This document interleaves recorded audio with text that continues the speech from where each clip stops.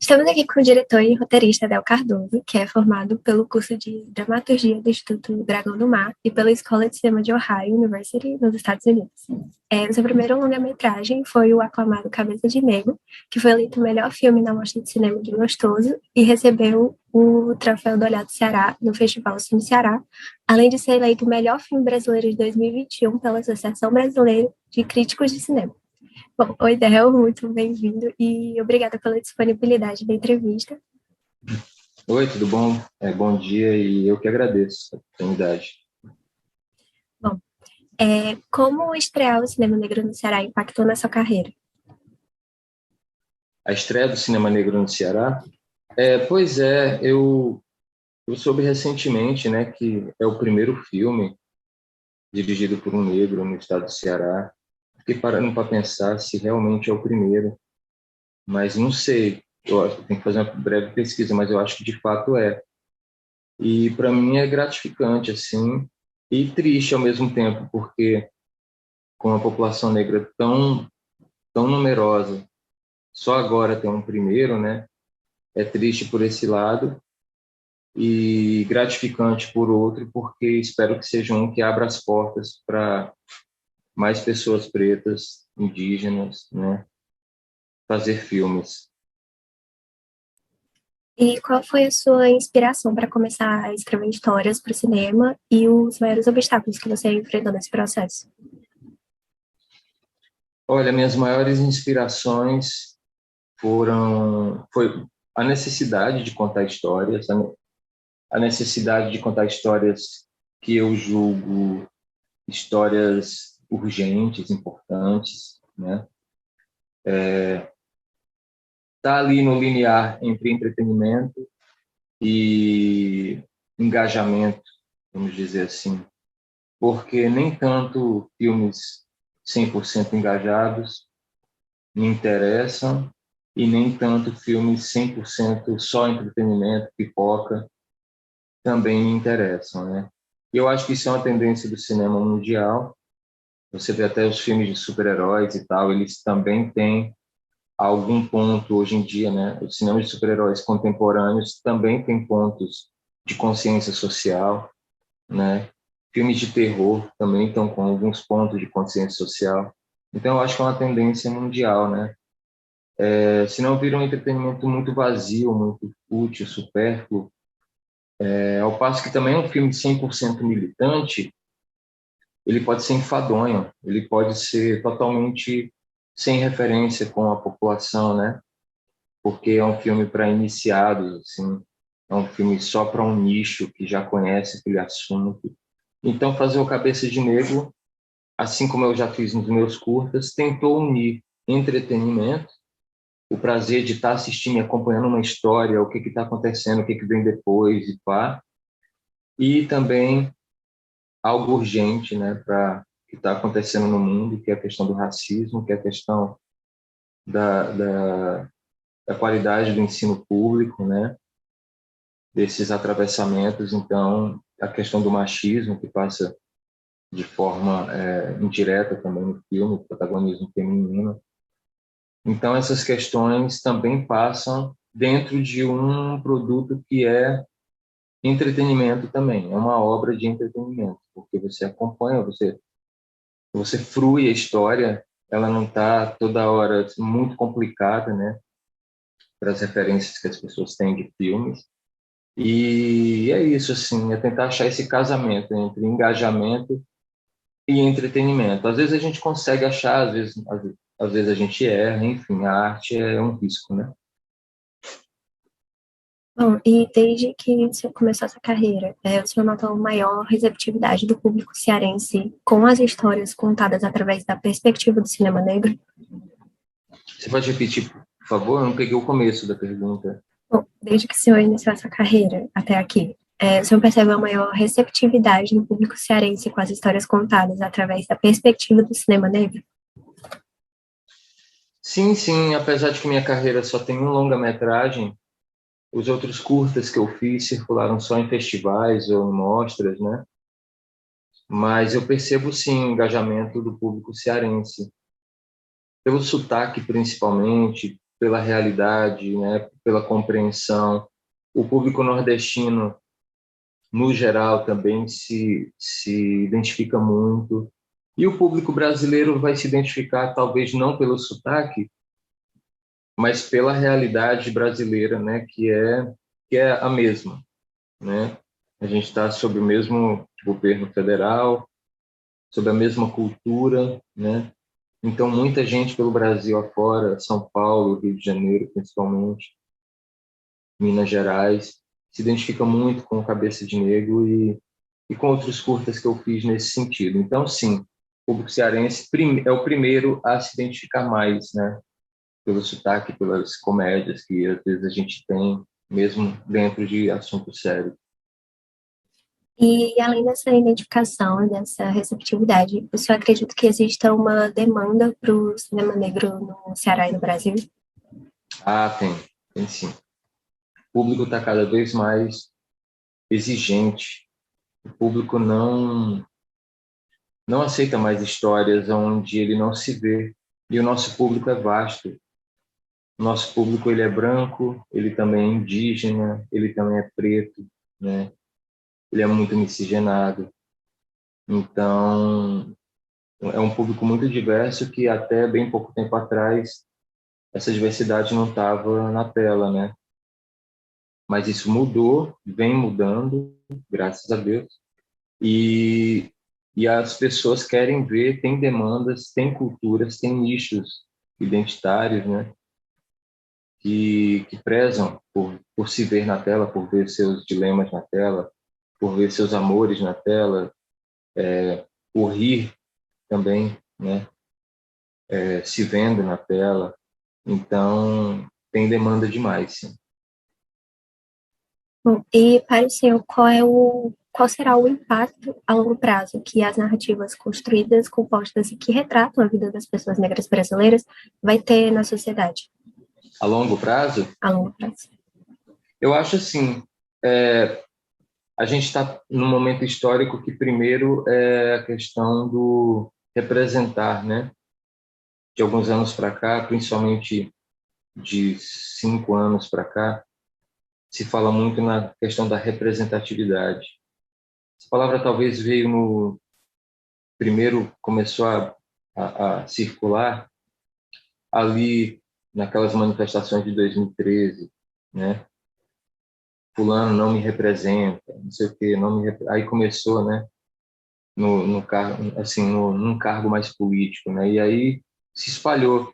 Então a gente está nesse momento histórico, né? Que a Djamila Ribeiro fala da importância do lugar de fala, que isso precisa ser debatido, né? Porque as pessoas também levam isso para um lado de tipo, ah, se eu não sou negro, eu não posso falar sobre esse assunto. Se eu não sou mulher, eu não posso falar sobre esse assunto. Quando eu acho que é mais complexo do que isso, sabe? Eu acho assim que no momento histórico que a gente vive, é essencial que mulheres falem por si, e por suas iguais. É essencial que pessoas indígenas falem por si, por seus iguais, pessoas pretas, etc. Mas eu não acho que isso deva ser uma ditadura, entendeu? Eu acho que pessoas são pessoas, a gente vive num país diverso, e eu acho que uma pessoa, uma mulher pode falar sobre qualquer coisa que ela quiser, né? Um homem também, branco, pode falar sobre questões indígenas, né? A questão da empatia. Mas o que é mais importante é não tomar o lugar, tá? Se eu sou um homem hétero, talvez eu possa, porque a gente está numa democracia, numa liberdade, talvez eu possa falar sobre um homem negro da comunidade LGBTQIA+. Mas eu não posso tomar o lugar dele ou dela de falar sobre, entendeu?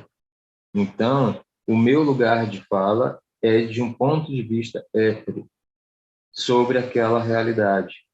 Então, é claro que isso não pode ser anulado, mas é claro que quem está naquela comunidade vai ter um peso maior na fala, né? Vai ter um peso maior na fala, vive aquilo, respira aquilo no dia a dia, sofre as consequências daquilo no dia a dia, né? Então eu tenho que ser no mínimo respeitoso, se eu for falar de um lugar que não é o meu, entendeu? Então, assim, são esses meandros aí. Então, eu acho que, nesse momento histórico, a gente está fazendo filmes de representatividade e vai chegar um momento que, por exemplo, somente ser negro não faz com que eu represente todos os negros. Somente quem é mulher não vai significar que essa pessoa representa todas as mulheres. Eu acho que esse é o segundo passo, eu acho que esse é o caminho que a gente está começando a entrar, porque existe uma crise da representatividade. Por exemplo, a Damares é uma mulher no governo Bolsonaro. Será que, por ela ser uma mulher, será que tudo que ela fala representa as mulheres? O Sérgio Camargo é um homem preto, retinto, que estava no governo Bolsonaro, fazendo as maiores, cometendo e declarando os maiores absurdos contra a população negra. Será que ele, por ser preto, representa a população negra? Me representa, representa outras pessoas, os anseios de outras pessoas pretas? Eu acho que não, eu tenho certeza que não. Então, existe essa crise da representatividade. Então, tudo é muito maleável, tudo é muito incerto, não existe uma ciência exata. E aí o público também vai começando a perceber isso, porque o público é muito inteligente, o público de cinema. Então, eu acho que é por aí.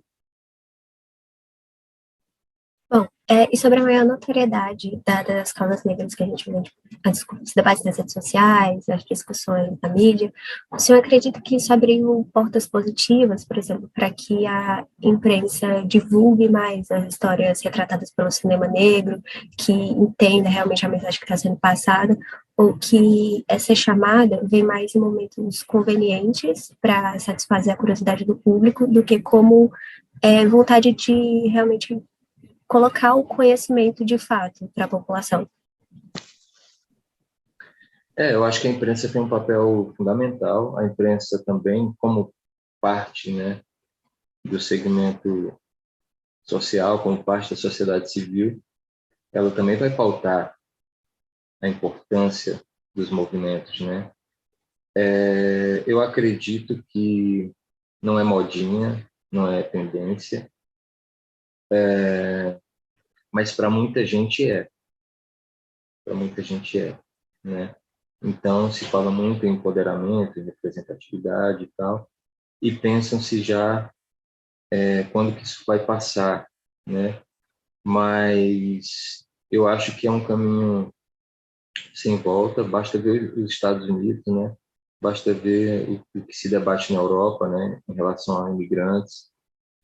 Então, assim, enquanto o racismo for essa chaga, esse problema que está enraizado na nossa cultura, na nossa sociedade, enquanto o machismo for, enquanto a homofobia for, não há espaço para o silenciamento, entendeu? As estruturas tentam nos silenciar, tentam nos comprar. Elas nos pagam, às vezes, para a gente estar ali num trabalho que a gente não está desempenhando de forma plena, só para dizer que a gente está, né? Ela tenta nos silenciar de várias formas. Tenta silenciar você que é mulher, tenta silenciar ainda mais mulheres pretas, indígenas, tenta silenciar população LGBT, né? Então, assim, essas tensões sempre vão haver. Eu não consigo ver que na minha geração haverá uma partilha social, uma justiça social mais plena, como em alguns países, né? E então isso não significa que a gente deve se render. Isso significa que a luta é diária e a luta precisa ser estratégica. A gente também não pode ser inconsequente, né? Porque é muito fácil ser inconsequente, iconoclasta e virar um inimigo público, assim, porque é o que o poder faz. Se sua rebeldia não for muito assim inteligente, se sua rebeldia for muito descarada, o sistema vai te aniquila rapidinho e com todos os argumentos, infelizmente. Basta ver aí Tupac, Big, as Panteras Negras, infelizmente, o que aconteceu, né? Então, a gente precisa ser estratégico, a gente precisa entender, né, as nossas lutas. A gente precisa entender também que existe, e isso é uma coisa muito importante que eu gosto de frisar. Algumas pessoas chamam de integracionista, chamam do que quiser, eu não vejo assim. Mas a gente precisa entender que não é porque a pessoa é branca que ela é nossa inimiga, tá? A gente precisa entender que, às vezes, usam da gente, né, para nos derrubar. Então, a gente precisa entender e saber identificar quem são nossos aliados. Nossos aliados nunca vão poder falar por nós em primeiro, assim, em primeira pessoa. Mas existem pessoas boas, eu acredito que existam pessoas boas. Um dia que eu não acreditar que existam pessoas boas, negras ou brancas, etc., não tem sentido viver, cara. Existem pessoas boas, existem pessoas dissimuladas, existem pessoas mal intencionadas, mas existem pessoas boas. E é dessas pessoas que eu quero por perto, entendeu? Dessas pessoas que eu quero por perto. A pessoa, pô, um maluco branco, que está do meu lado, que está ali na luta, e que na hora do embate, ele não vai falar por mim, ele vai deixar, assim, ele vai, não é deixar, ele vai entender que ali é o meu lugar, que eu preciso falar ali, e que ele é meu aliado, entendeu? Essas pessoas existem, eu acho que essas pessoas a gente precisa tê-las por perto, independente se essa pessoa é LGBTQIA+, se essa pessoa é uma mulher, se essa pessoa é preta, da minha cor, se essa pessoa é rica ou pobre, se essa pessoa é branca. É saber identificar, né? Saber identificar quem tem consciência social, quem é uma pessoa legal, né? E ter essas pessoas por perto, é a melhor coisa. E há 22 anos foi instaurado o Dogma Feijoada, que é uma série de quesitos que determina as características básicas de uma história para ser considerado cinema negro. Você acredita que hoje, depois de tantas mudanças, o dogma continua sendo essencial para a construção da narrativa no cinema negro? Sim, total, total. Me influenciou. Hoje eu tenho muito orgulho de dizer que eu sou um grande amigo do, do cara que criou o Dogma, o Jefferson. Encontro com ele, almoço com ele quase diariamente aqui no Rio. Ontem mesmo a gente estava trocando ideia. E é um cara muito massa, muito atencioso. E, e o Dogma revolucionou nossa forma de pensar cinema negro, né? Eu ainda estava estudando na época, mas eu li o Dogma e fiquei, cara, é isso, velho, é isso. Entendeu? Então o Dogma até hoje reverbera. E o Jefferson, se você olhar os filmes dele, M8, todos os filmes que ele fez, o Brother, né? Se você olhar os filmes dele, ele pratica o dogma perpetuada, ele pratica, né? Então, assim, é uma coisa que ele estabeleceu ali, influenciado pelo dogma dinamarquês, na época, ali, no final dos anos 90, e que ele pratica até hoje, e que eu pratiquei no Cabeça de Negro, e que é um pilar para a gente, entendeu? Então, eu acredito que o dogma está cada vez mais contemporâneo. Ele só não é tão falado, porque ele ficou comum.